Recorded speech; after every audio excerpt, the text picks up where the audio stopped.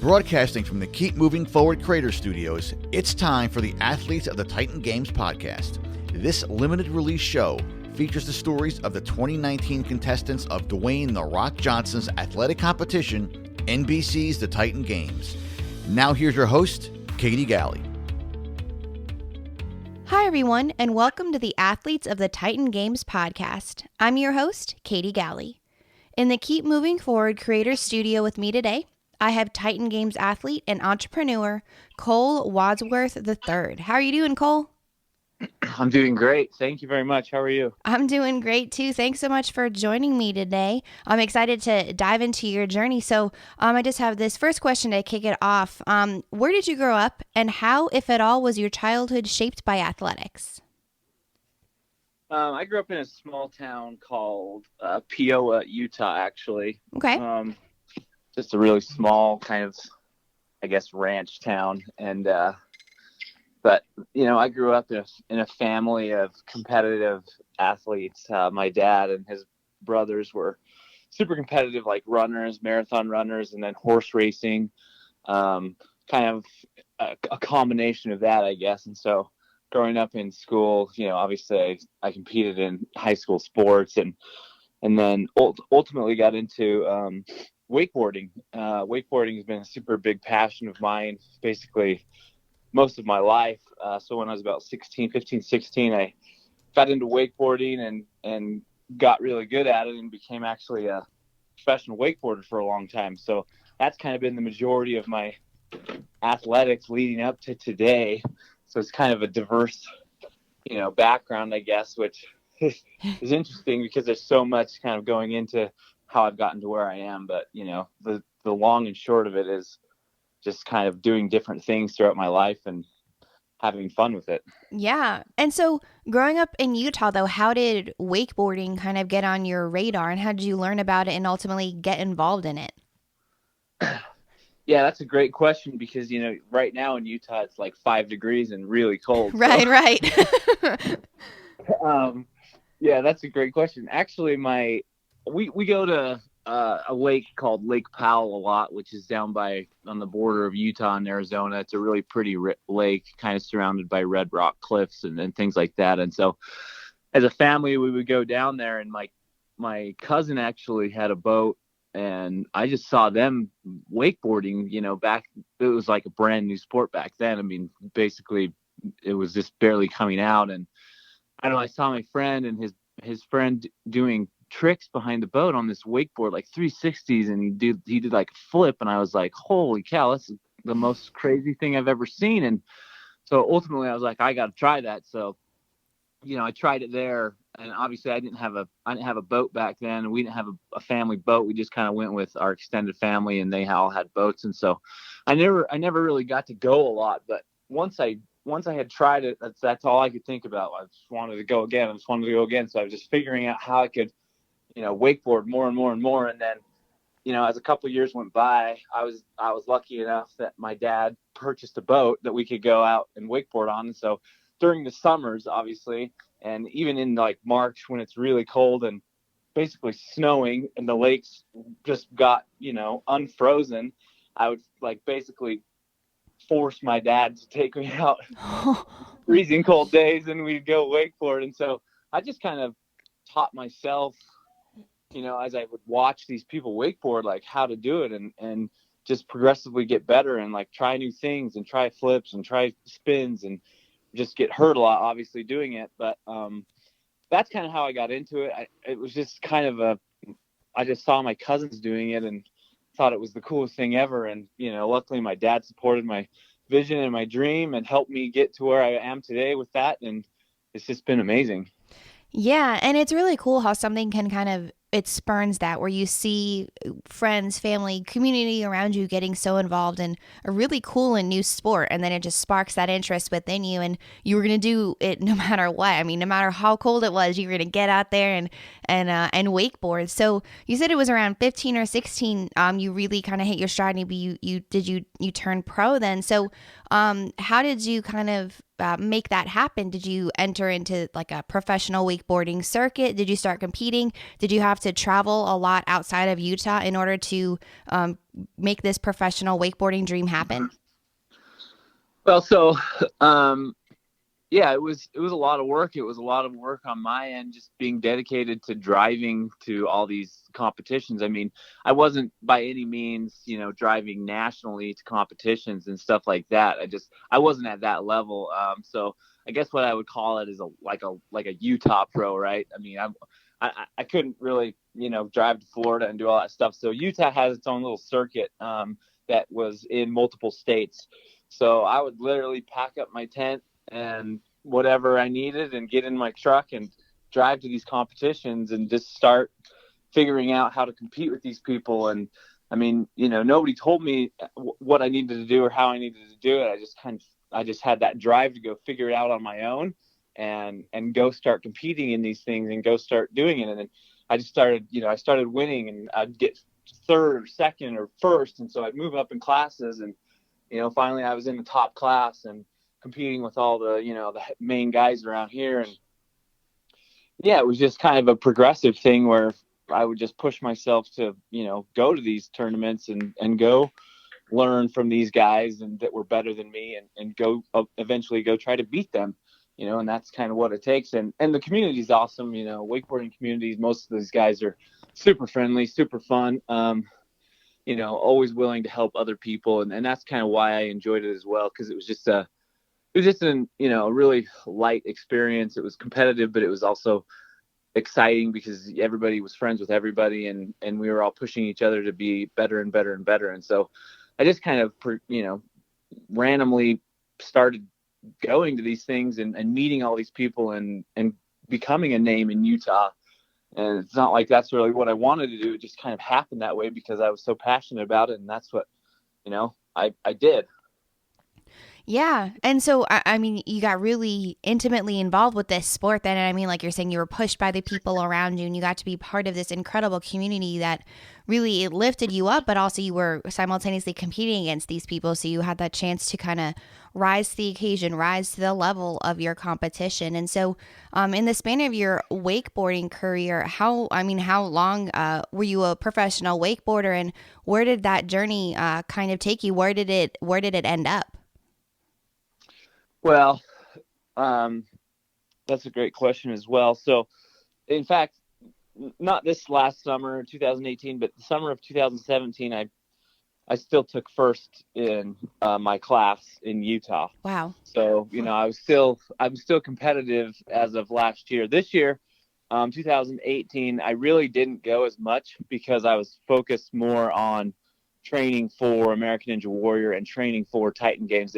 That basically literally consumed my life. And also I ran another Spartan race this summer right before. So I literally, up until this year, I've still been competitive, and I still, am competitive, and people still reach out to me for questions and help in wakeboarding, and it's fun. It's exciting. I don't really plan on stopping. I just think, with all this other stuff going on, I might not be able to do it as much, but that's okay. And then, the thing with wakeboarding is, it's pretty tough to go, you're spending money to go do this stuff. You're not really making a lot of money doing it. So it's more of like a hobby. It's more of, something I'm just doing for fun, and I enjoy doing it. And that's why I keep going. And, it's not like it's not a job for me, and so maybe that's why it's been super fun. But Yeah. It's more of just, going and having fun and helping other people out when I can. And, so it's just kind of an exciting thing. Yeah, and that makes sense. I mean, to push yourself to those physical limits in the way that you're saying, like clearly wakeboarding does, but it's not a job, it's not a career, but it's something that you can continuously go back to because you love it so much. Even if you take a hiatus to train for other things, you can still go back to it. So how did you end up beginning to train for American Ninja Warrior and end up on that show? American Ninja Warrior is an interesting experience for me as well because honestly, I've been on season 9 and season 10, and season 9, when I applied, I didn't really tell anybody I was applying. Honestly, I just wanted something more. I wanted to do something different. I wanted to expand my background. And I had no idea I was going to get on, but I was like, well, it can't hurt to apply. And honestly, I had never even touched a ninja obstacle before in my life. I just watched the show and was like, wow, these guys are incredible. This is cool stuff. I wonder if I could do that. Well, I'm going to try. And so I submitted an application and got my video together and put it together. And I still didn't really think I wasn't very optimistic that I was going to get on. And, basically 3 weeks before I had to go compete, they called me and said, "You're on, dude. Yeah, we picked you. We'll see you in Denver in May of 2017. And I was like, holy crap. Okay. And so I literally had never touched a ninja obstacle until 3 weeks before I had to go compete on American Ninja Warrior. And, so talk about stuff that you're not comfortable with, that you're not used to doing. And then you've got to go compete in front of a big, crowd and lights and cameras and production and all this stuff. Like, that's nerve wracking. And a lot of people probably would say, I don't think I could do that. Well, I didn't really have a choice, and so I got my butt in the gym and I started trying different ninja obstacles. And literally within the first 5 minutes, I ripped the calluses off my hands and had open wounds on my hands because I didn't know what I was doing. And, so I did pretty well the first season on American Ninja Warrior, considering I didn't ever train for it until a few weeks before. I got disqualified because I touched an obstacle that I wasn't supposed to, unfortunately, about 3/4 of the way through the course. So, that was disappointing, but just even getting there and competing at that level with all of those people, and then, starting to get to know those people more and, becoming friends with them, that was a great experience. And then, I reapplied obviously for 2018 and somehow, by the grace of God, got on again. And, I had been training more and more and more, but the problem was I had just had shoulder surgery in December of 2017. So the end of December of 2017, and I had basically 5 months to get healed and then go compete on American Ninja Warrior again. And I didn't know if I was going to get picked or not. So I just assumed that maybe I was going to get back on. So I was rehabbing my shoulder. I was doing everything I could to strengthen it and get ready in time. And everybody kept telling me, there's no way you can do it. There's no way you can do it. Well, nobody's going to limit me but myself. Mm-hmm. And so, to me, it was like, as long as the doctors say that everything's good with my shoulder, I'm going to push it to the very limit, and get ready to go. And so luckily I was strong enough to go back on American Ninja Warrior, pushing myself and strengthening that shoulder, which obviously it wasn't 100%, but it was good enough to go compete. And so I went and competed again, basically 5 months after having major shoulder surgery. And I did pretty well again. I fell about the same time, 3/4 of the way through. But it was still an awesome experience. And, I was just grateful to be there and that my shoulder was good enough to go compete again on the show.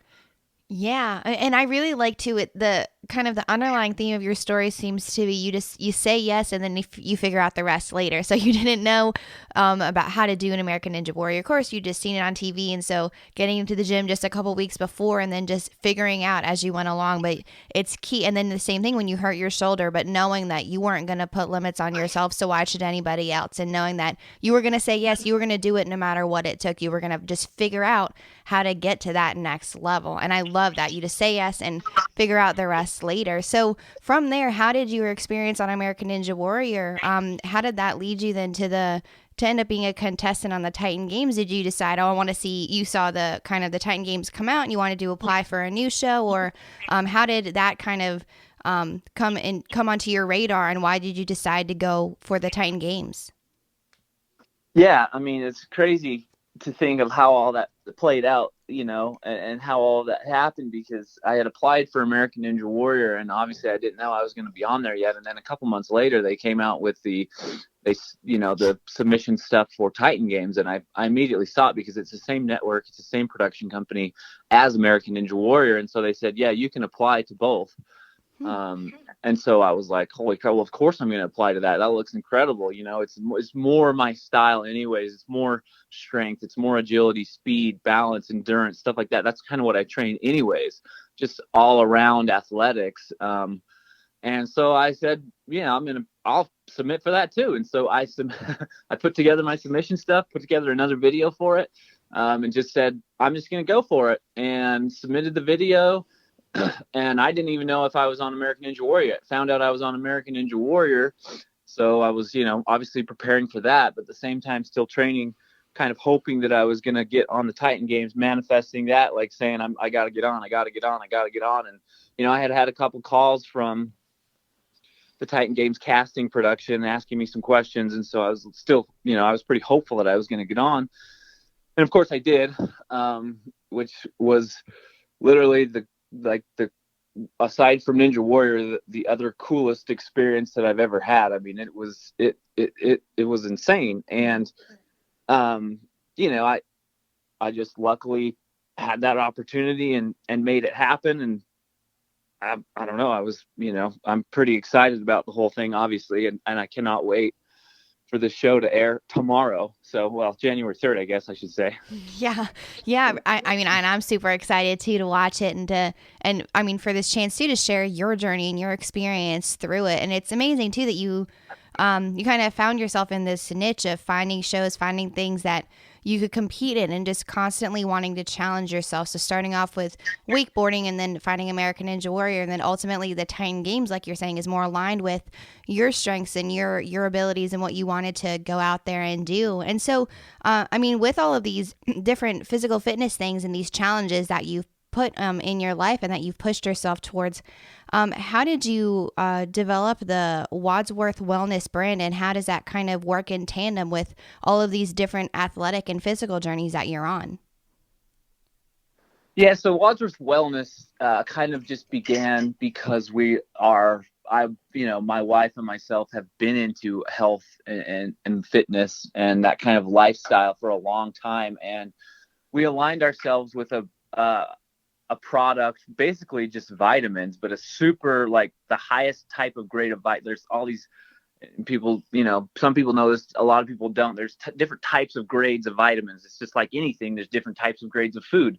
And so we aligned with the highest grade of vitamin you can get, a grade that's bioavailable. The bioavailability of it is 98% in the body. So you can literally almost absorb all of this, whereas most of the stuff in the market, you're absorbing maybe 25-30% and, excreting the rest of it. And so it kind of started with us aligning with that product and using it for ourselves and having our own experiences on it. And honestly, that's the only reason why I recovered so fast from shoulder surgery and all these other injuries that I have, is because I'm properly fueling my body with, nutrition, and all these nutritional gaps are being filled so I can perform at my highest level and compete at my highest level and, feel my best and all that kind of stuff. And so it kind of started as that. And my wife really loves it as well, because she helps a lot of women and a lot of people with their health, journeys and goals, different things, whatever that may be. And, I also do that as well with some of the fitness stuff that I've moved into now, where I'm helping people with kind of more focusing on mental toughness and mental strength and pushing yourself past limits, and, and showing these people that you can push yourself past limits and then go beyond those limits, because it's not the body that's stopping you. It's the mind. The mind says, my body's tired, I got to stop. But if you can control that mind and keep telling it, no, it's not tired, I'm not done yet, I got to go 5 more push-ups, or I got to go 5 more minutes, or 5 more miles, or whatever it is. It kind of just started with that. And so now our whole goal with Wadsworth Wellness is simply just helping people, with their health and fitness goals. And a lot of it's different for everybody. So we really just custom tailor stuff for people and just try to, get them feeling their best, looking their best, whatever the goal may be. And it's awesome to see changes in people and lifestyles and mental attitudes and things like that change, where, they go from maybe a negative mindset about themselves to a super positive mindset. And that's kind of where it starts, is you got to be happy with yourself in order to, make changes in your life that are positive. Yeah, and I mean that's a great point. And two, I think you're uniquely qualified to coach someone or to help them in all of these specific areas. One, because you came back from shoulder surgery, but two, the mental side of it, being so involved with wakeboarding and shows like American Ninja Warrior and the Titan Games. I mean that it's like you're saying, it's such a mental sport. It's your mind is really that limiting factor, and it's the one that controls whether or not you can keep pushing or whether or not you're going to stop. And so you having intentionally put yourself in those situations helped to train you for those times when you know those opportunities arose. But now it helps you to, I imagine, helps you to coach others in that same arena. So helps them to push past those mental barriers as well.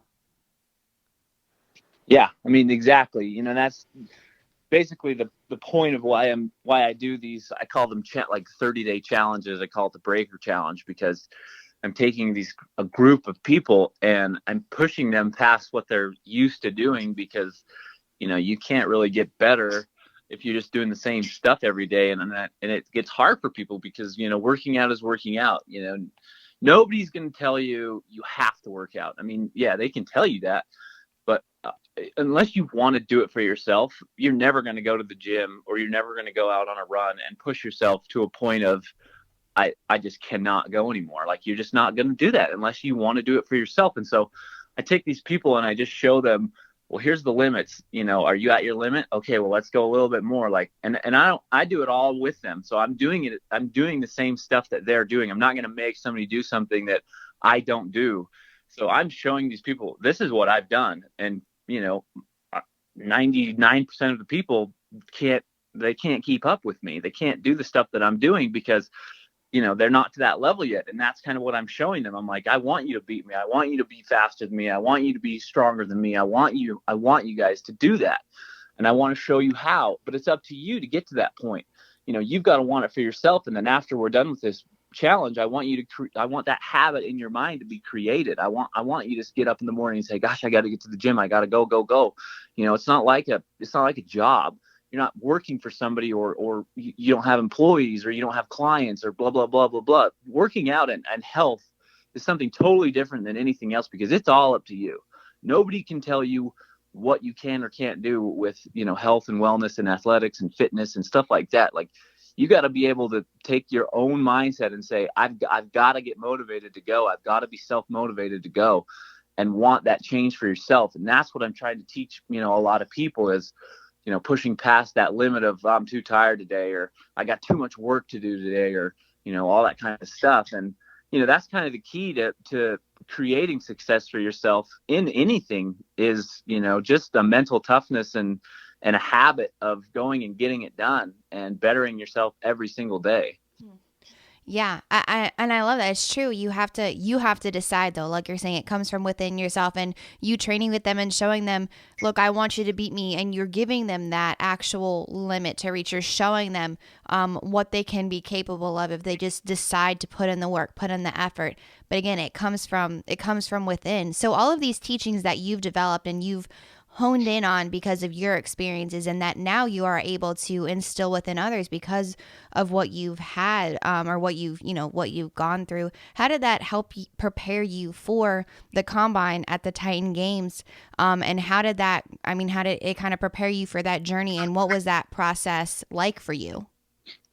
I just, you know, I think where I get it from originally is obviously family and my wife, and, you know, she's just crazy strong, and she just does whatever it takes to get whatever she needs to done. And so that's kind of, I've been learning from that. And also just growing up, that's how I've learned to be, like, you know, instilling this mental toughness and, you know, planning to go further than you think you can go. And then once I found out I was on the Titan Games, I said, I'm going to, you know, this is it. This is my chance. I've got to give this every single thing that I have. And so I literally started training 2, 3, 4 times a day.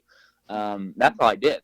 Actually, I quit my job and, you know, started just doing my own thing and literally just trained for this thing. And, you know, so leading up to the combine, I was training hard. I was running a lot. I ran a Spartan race. You know, I was just I was killing myself in the gym just because I knew I had to get ready for this thing, because I knew there was going to be athletes there that were insane, and I knew I had to, show my best self. And even when we got to the combine, and these the production people that, they're saying, hey, don't just go. It's for you, don't compete against anybody else. Don't, we're just seeing where your athletically, abilities are.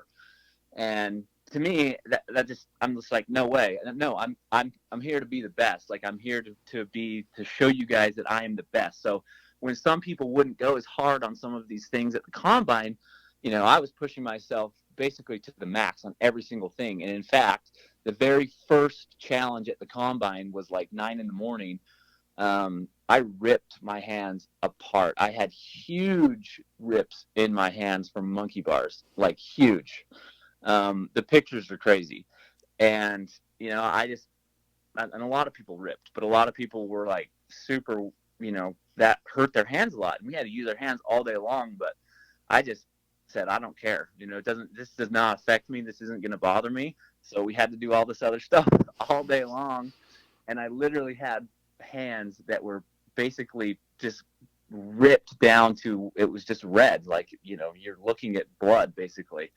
And I just, I mentally put that in the back of my head and forgot about how hurt my hands were, how bad it was stinging, and how bad it hurt every time we did something. And I just went as hard as I could. And, I felt like I did really well there at the combine. Obviously, it helped me, ultimately on the show. And, so it's that whole thing of just being mentally tough and mentally prepared. And, you don't know what's going to happen. You could get hurt, but it's how you push past that, and then how you perform after that, and that really shows, I think, how your training has been, or what you've been training for, and how prepared you are, and all that kind of stuff, because you never know what's going to happen during this time, and you got to be prepared for the unexpected. Right. And you also never know when an opportunity like this is going to come up again. And so you treated it like, okay, this is it for me. I'm going to make it. This is all in or nothing. And so you couldn't have cared less that your hands were completely torn to shreds. That was your time. That was your time to prove and show yourself, show what you're capable of. Because it's true. I mean, you have to, when the opportunities arise, you might not get a second chance to be there. So you have to just go all in. Yeah, absolutely. I mean, I had put all this work into it, and there was nothing that was going to stop me from, giving it my best and showing those people that I was there to win it. So yeah, that's what I went, and that's what I did. And, I think it showed. Yeah, absolutely. And so from this experience that you've had with the Titan Games, I wonder, coming away from the competition, what is your definition of a Titan, and how do you believe your experience as this Titan will now carry over into the rest of your life? I think a lot of it is, toughness, being tough, but also just being able to take on any challenge that you're faced with a positive attitude, and being humble, and not being a showboater, not anything like that. Everybody on the show was incredible. All these competitors, athletes are amazing, but more so, all of us were basically friends at the end of the day. We weren't, I guess, angry at each other, or like really competitive with. I mean, when it came time to compete, like it was you versus that person, but after, we were all friends again. Everybody was fun and helping each other, and, just a great group of people that they picked, great attitudes, and also great communities. Like, to me, being a Titan is helping all these other people around you. When they see this show, they're going to be like, man, all these guys are super great. They got great stories. They're super positive. They're helping other people. They're bettering this world. And that's kind of why I was so excited to go on the Titan Games with The Rock, because that's kind of what The Rock personifies, is helping other people. He's in a position where he is so influential, and, so many people are looking at him. All these eyes are on him all the time, and he's never negative, and he's never demeaning, and he's never rude. And, he's literally just there. Like, he knows how blessed he is to be where he's at. I mean, yeah, he's worked really, really hard to get there, but he doesn't take that for granted, and he helps all these people around him, and I think he's making the world better by the person that he is and the position that he is in. And, that's incredible to me to be a part of, because that's how I want to be. I want to be influential in a positive way to people and kids and anybody struggling, and so coming away from the Titan Games, it just goes to show that no matter how hard you're working towards something, there's always room to be the nice guy as well. Even though, hey, I can beat you or I can win this competition, it doesn't, just being humble and being friendly and being polite and, showing gratitude and love to everybody around you is really the key. And I think after people watch this show, they're going to see a lot of that. Like, people are compassionate and want to really help people. And, it's obviously a competition show, so there will be a lot of competition, but, at the end of the day, everybody was so friendly with each other. It was like a family, and we all just wanted to come out of that thing, with a positive experience, which we all had, and I think use it to just influence other people and help them and show them that nothing is, impossible. And I think that's really what I came out with, is just hopefully people, reach out to me and if they're struggling with something, or if they want help with something, or, that I can help them. And I think it's great. Yeah, and it's true. I mean, the kind of the leader of the Titan Games, The Rock, it's true. The way he lives his life, it personifies that. Being humble, being the hardest worker in the room, showing up, rising to the occasion, rising to the challenge when it presents itself, but two, always being that leader that supports other people. So like you're saying, in the combine, you knew you were competing against other people. You knew you're competing against other people in the Titan Games.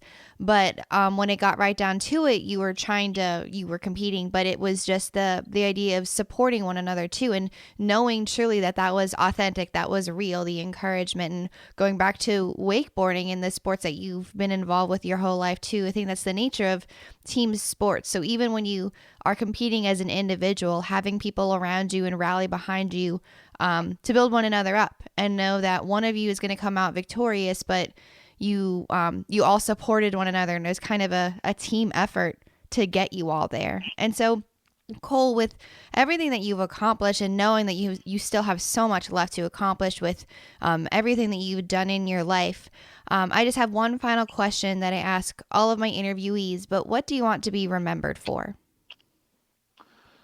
I just want to be remembered for, basically being a compassionate and, loving competitor on the show. And honestly, I just want to become almost like a fan favorite, where people are like, man, that, he looks, because that's kind of my look. Like, people are like, and I don't, this is weird, because when I'm at the gym, people think I'm like some kind of tough guy, or like, it's because I'm kind of introverted, I guess, when I'm in that situation at the gym. And so people kind of think maybe I'm like, just by my look, because the long hair and, blah, blah, blah. I've heard this, people think I could be mean or cocky or rude or something. And so I really just want to show people that that's the exact opposite of who I am. And I think the show will really, share that story of how compassionate and loving and family oriented and just friendly. And then I just want to be out there helping people throughout life. And, that's kind of what I want the show. And I think they'll do a great job of that with the interviews that I'm in and all that kind of stuff. Just more of a loving, compassionate competitor that really knows how to push past his limit and go till, there's nothing left, and then get back up and have a smile on his face and be ready to go again and the next time. Thank you all for tuning in to today's installment of the Athletes of the Titan Games podcast. To learn more about each of these Titan athletes, be sure to check out their information in the links in my show notes. Furthermore, to stay up to date on all things coming out of the Keep Moving Forward Creators Studio, be sure to subscribe to the Keep Moving Forward podcast iTunes channel and follow along on social media, also available in the show notes. As the creator of the Titan Games, Mr. Dwayne "The Rock" Johnson says, "Titans aren't born, they're made."